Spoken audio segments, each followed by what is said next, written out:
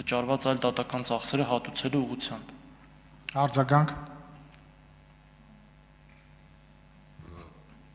Չհասցրի։ Կամ եթե բանը չառնակելու շահ։ Այո, եւ այդ ուղղությամբ այդ վերլուծությունը անելուց հետո մենք մեր ներքին գործերի նախարարության գործընկերների հետ կքննարկենք, իրավիճակը կներկայացնենք, փորձենք ինչ որ լուծում գտնել։ Օրինակ լուծումներից մեկը, որ մենք քննարկում էինք, որոշակի մեթոդաբանություն պատրաստել, հիմք ընտրելով նաև դատական նախադեպերը եւ դա մեր գործընկերներին տրամադրել եւ հորդորել դրանով առաջնորդվել։ Մեկ այլ տարբերակ կարող է լինել մի քիչ ավելի ապագային նայող, հա, ուրեմն վարչական վեճերի լուծման արտադատական մեխանիզմների ստեղծում, բայց այստեղ միգուցե պետք կլինի ինչ-որ սահմանադրական լուծումների մասին մտածել։ Իսկ ինչ վերաբերում է հարցի երկրորդ հատվածին, պարոն Վարդանյան, նախագծով անցումային դրույթներով նախատեսված է 6 ամսյա ժամկետ, այսպես կոչված 5 գործերը քննելու մաքրելու համար, բայց պատրաստ ենք առաջինից երկրորդ ընթերցման շրջանակներում այս ժամկետի ուրեմն երկարաձգման վերանայման հարցը քննարկել հանձնաժողովում։ Կարլիկ Դանիելյան։ Պարոն Դադունց հարցս հետևյալին է վերաբերվում, ուրեմն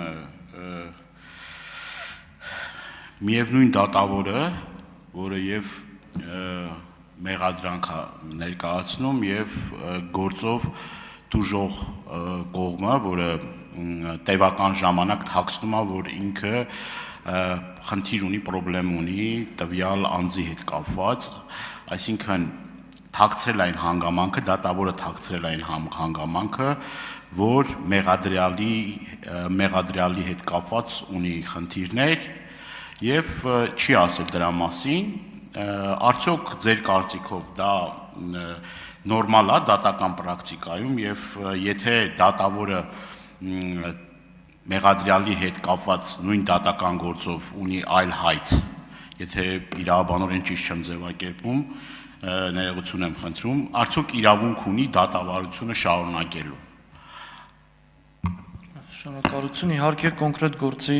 հանգամանքներն է պետք նայել, բայց կա դատավորի ինքնաբացարկի եւ դատավորին բացարկ հայտնելու ինստիտուտը, մանրամասն կարգավորված է եւ դատական օրենսգրքով եւ դատավարական օրենսգրքերով։ Դատավորը, եթե գտնում է, որ կան հանգամանքներ, որոնք կարող են շահերի բախման, հա, եւ իր անաչառության ուրեմն վրա ազդել, իհարկե դատավորը պարտավոր է դրանք բացահայտել։ Եվ նա այլ կողմերն էլ ունեն իրավունք դատավորին ինքնաբացարկ հայտնելու միջնորդությամբ հանդես գալ, եթե գտնում են, որ կան հանգամանքներ, որոնք կարող են ազդել իր անաչառության վրա։ Նաև կան կարգավորումներ այն առումով, որ դատավորը կարող է կողմերին առաջարկել, հա, անտեսել ինքնաբացարկի հիմքերը, եթե հիմնավորում է, որ ինքը կարող է, չնայած որ առերևույթ այդ հիմքերը կան, ինքը կարող է տվյալ դեպքում հանդես գալ որպես անաչառ դատավոր։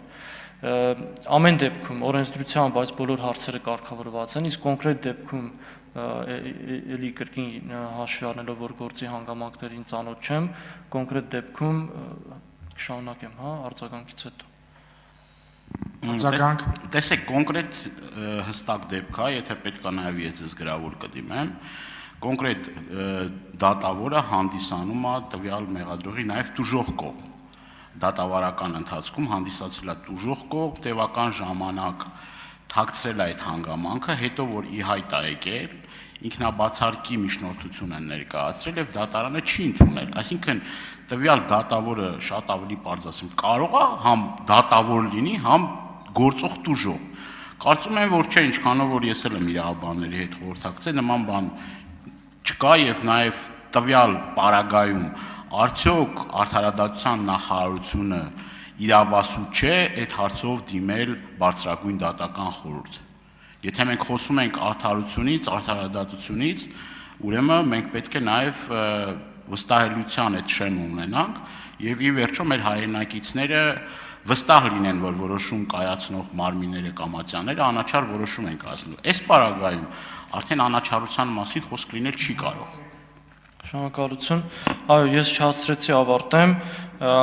Եթե նման հիմքեր կողմերը գտնում են, որ առկա են եւ գտնում են, որ դատավորը պարտավոր էր բացարկ հայտնել, բայց չի հայտնել, կամ կարող են դա հետագայում հիմք վերցնել, օրինակ դատական ակտի բողոքարկման հիմքում դնել, հաշվի առնելով հիմնավորելով, որ դատանը տվյալ դեպքում չէր կարող հանդես գալ դատավորը որպես դատարան, որովհետև անաչառ չի եղել, եւ այո, երկրորդ լուծումը գործը ավարտելուց հետո կարող են դիմել արդարադատության նախարարություն, հիմնավորելով, եթե գտնում են, որ խախտում կա դատավորի վարքագծի մեջ, եւ արդարադատության նախարարությունը, եթե կգտնի, որ առերևույթ նման հիմքեր կան, կարող է հարուցել կարգապահական վարույթ եւ կարգապահական վարույթի հարուցման ընթացքում էլ բարձրել այդ հանգամանքները եւ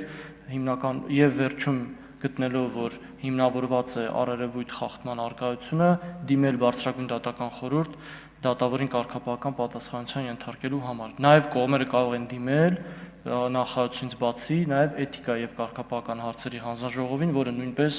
օժտված է նման իրավասությամբ։ Հարցերն ավարտվեցին, կարող եք զբաղեցնել ձեր տեղը։ Հարակից